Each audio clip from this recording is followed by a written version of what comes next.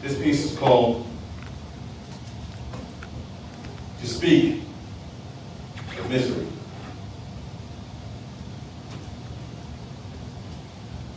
Helicopters flying overhead,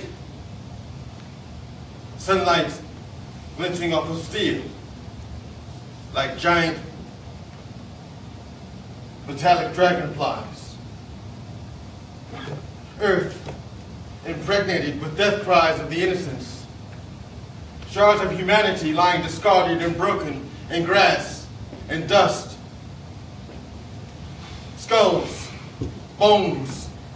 There are no crosses here except for the ones that we bear. Flesh, burned, torn.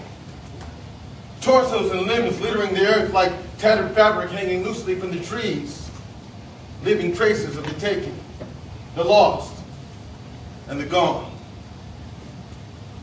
The tears of many falling in synchronization, creating a torrential rainfall, and the rest of the world is watching. Too unconcerned to care, because they too are being terrorized, equals being hypnotized by the fabricated faces in the media, the sometimes jumbled words of the press. The tears of the children sopped up by the bloody head wraps of the mothers. The dying, the hopeless, and the damned. The sick, the elderly, the children of the Sudan. And the numbers, they keep coming, they keep coming. The numbers, they keep coming. The numbers, they keep coming, and it seems as though we've lost count. The death bell of the dead and the dying resounding, resounding, resounding, intertwining with the blast of military-issued Chinese-made machine guns, intertwining as a whisper into a scream. And for a moment, just for a moment, it is silence.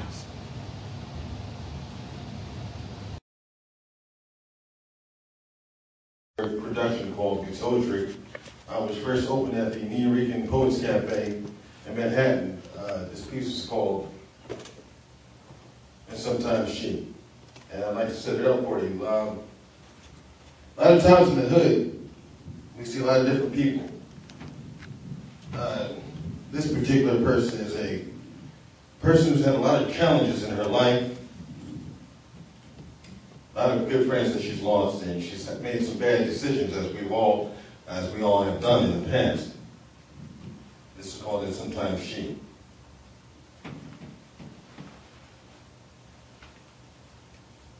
And there she goes again, out on them streets, out on them mean-ass corners with the dealers, thieves, and fiends. Yeah, man, she's got to be about it. She's got to do her thing. She's got to smile in the face of the devils and bask in the sweat of somebody else's sins. Maybe that she ain't got time. Maybe that she ain't got time. Maybe that she ain't got time to make nice with the G.O.D. Soul on delivery, soul on ICE, ICU, and Sunday and never a day of rest. Her sins have already been confessed, right? And there she goes again, out on them streets, out on them mean-ass corners with the dealers, thieves, and fiends. And she throws her head back and she laughs this crazy laugh as though she's just too damn tired to fight for her soul. It's gone. It's gone. It's gone now.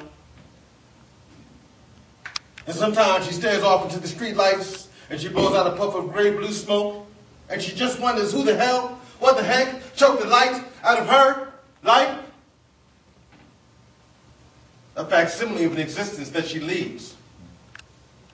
She can hear her children crying somewhere in the darkness, and she weeps tears of ash and sand. And sometimes she be standing there on the corner, stabbing at unseen enemies. Is that her soul bleeding black? The color of her guilt? Lost love or strange relationships? Just too much to bear? And sometimes she goes to the corner stores and buys loose cigarettes, like loose dreams, looking for loose change at the bottom of her purse. She don't want to change. She wants what she was. She wants what she had. She wants what she lost. And she keeps the addiction of the flame close. Never the same. She's insane and you see it. Beep, beep. Toot, toot. Beep, beep. Toot, toot. And there's another brother. She calls a name that begins with the word mother. And he wants to touch her. And that's all they ever want to do is to touch some innocent child's mother. And sometimes she tries to fight it, but most of the time she dives right in.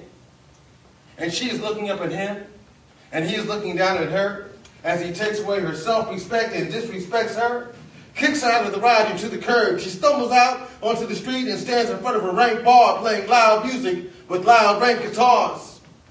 Ain't no sounds of a drum that beats here except for the one that's within her chest.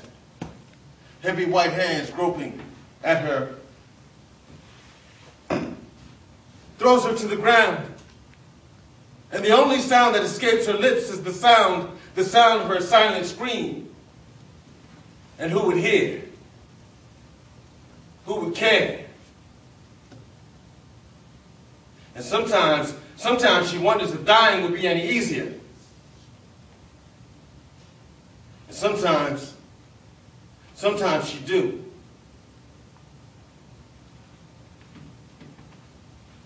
This piece is a piece I wrote a while back. Going through a thought process, and I just wanted to just think about the